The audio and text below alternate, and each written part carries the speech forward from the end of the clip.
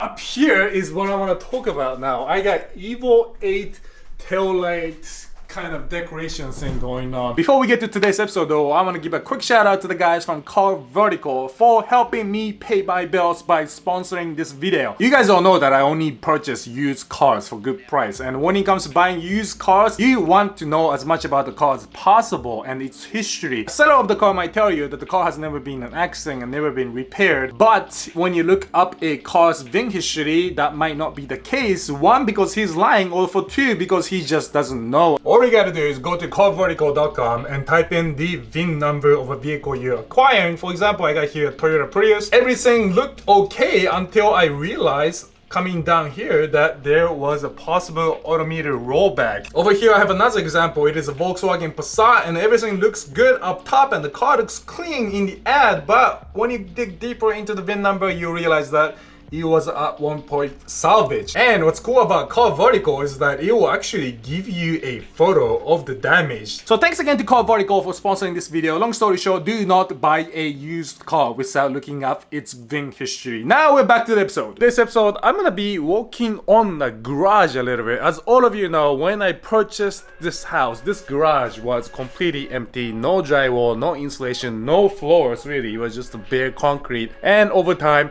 I have been renovating this garage. So today I got new toolbox, new lights that's gonna be going into the garage, and some goodies for the Datsun. These just came in. I got the fender mirrors for the Z. Super excited to install these, as well as the clear headlight covers. So just a teaser for what's to come on my channel for the Datsun build. But today I'm gonna walk on the garage a little bit. I want to show you guys how my garage is set up today and how it's going to be changed, as well as show you guys some of my favorite tools and equipment that you can probably buy for your own garage for cheap. And I'll also put the product link in the video description below where I can, so check that out if you're interested in purchasing some for your own. Alright, here is how my garage looks right now. It has come a long way since I acquired this house. Let me just walk through some of my favorite stuff around here, starting from this area. I got basically 1x6 lined up top to bottom for my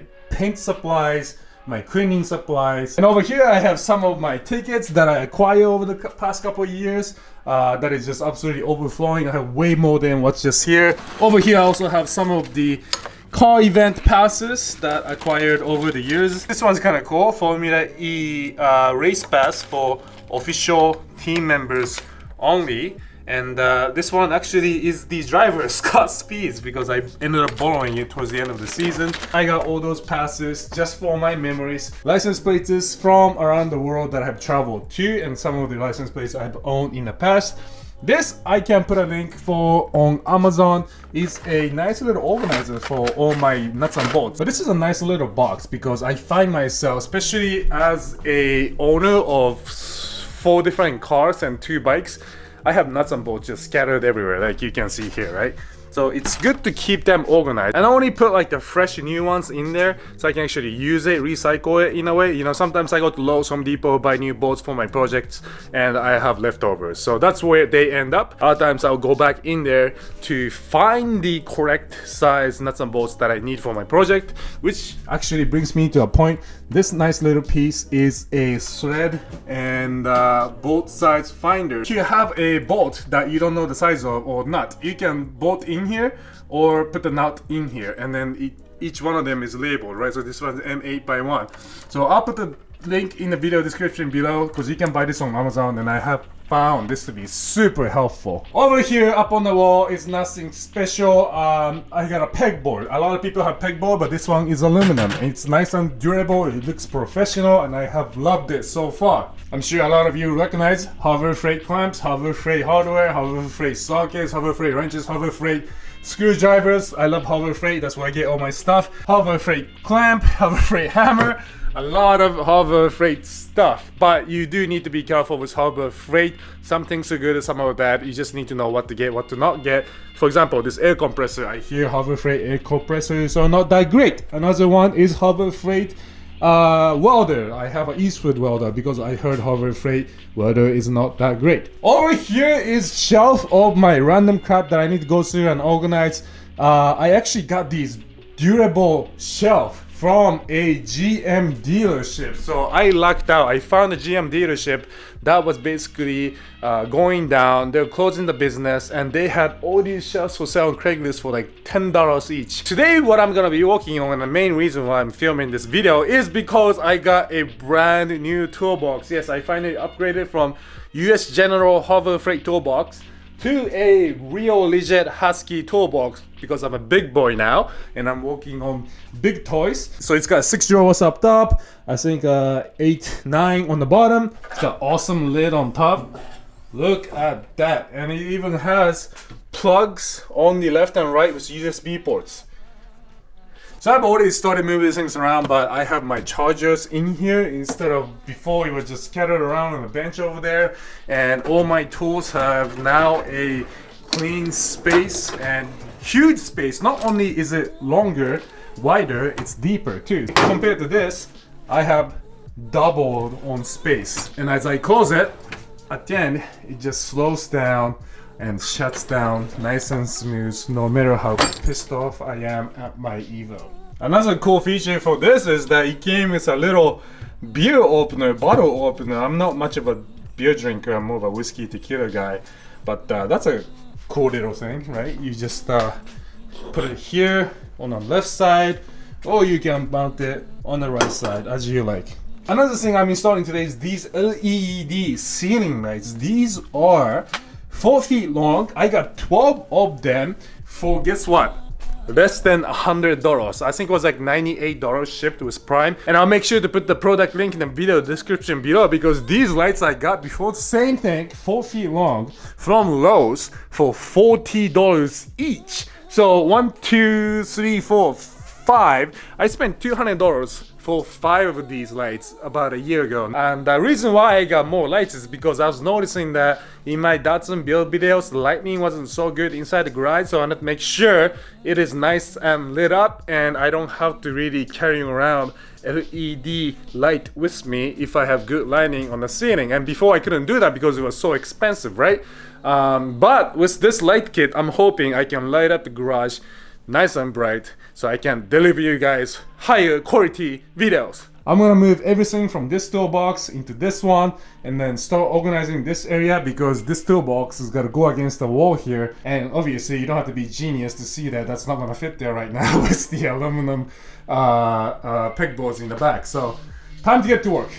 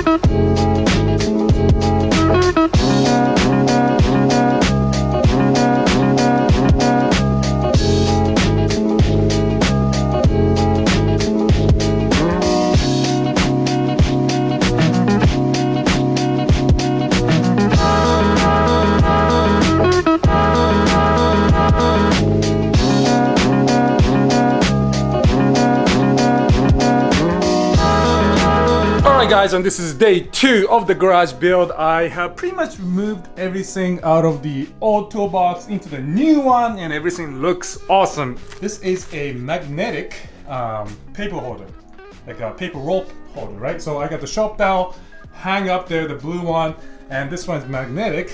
I can just do this and then hang my shop towel there so I can reach out and grab that. Super cool. And then speaking of magnetic holder, I have here a magnetic glove, disposable glove holder. So basically this thing just slides in like so, and then this gets mounted on the toolbox. Again, super excited to use this simply because look at that. Oh, that's awesome. I know it's kind of nerdy. Right now I have set up like this, where if I want to pull out some gloves, I have to use 2 hands, and you know, sometimes this falls over and it's just not convenient. So I am actually excited to use that because I am Japanese and I'm all about being efficient. Oh, and one thing I forgot to show you. You gotta check this out. Especially if you're following my YouTube channel for the CB550 build. Here is a brand new t-shirt that came in. CZeroMedia CB550 exported diagram t-shirt. This will be available on CZeroMedia.com and you can save yourself some pennies by applying the coupon code YouTube, same as all the Evo parts on the website. So enough talking, back to work.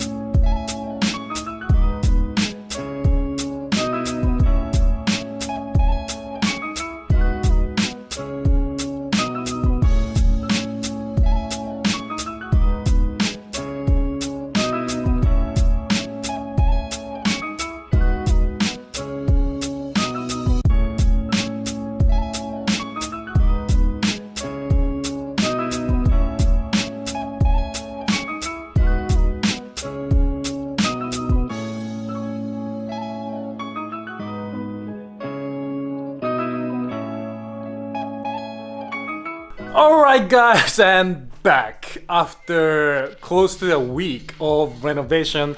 I am quite happy with where my garage is. So let me give you a quick rundown of what happened. First of all, as you can notice right away, it is a lot brighter in here because I have installed, how many do I have here now? 4, 8, 1, 2, 3, 6. So I have 14 4 feet long LED light bars that I talked to you about from Amazon installed up top. I still have my old overpriced Lowe's LED bars up here, but I have run the brand new LED lights 1, 2, 3, so 6 up here additional lightning, okay? Everything's looking super bright and super... You guys hear that? For those of you who live near me or know where I live, I love when you guys do flybys. I love hearing exhaust noises, but please keep it to a minimum because my neighbors think it's me. I turn it off whenever I come home down the street and coast into my garage because I don't want my neighbors to be pissed at me.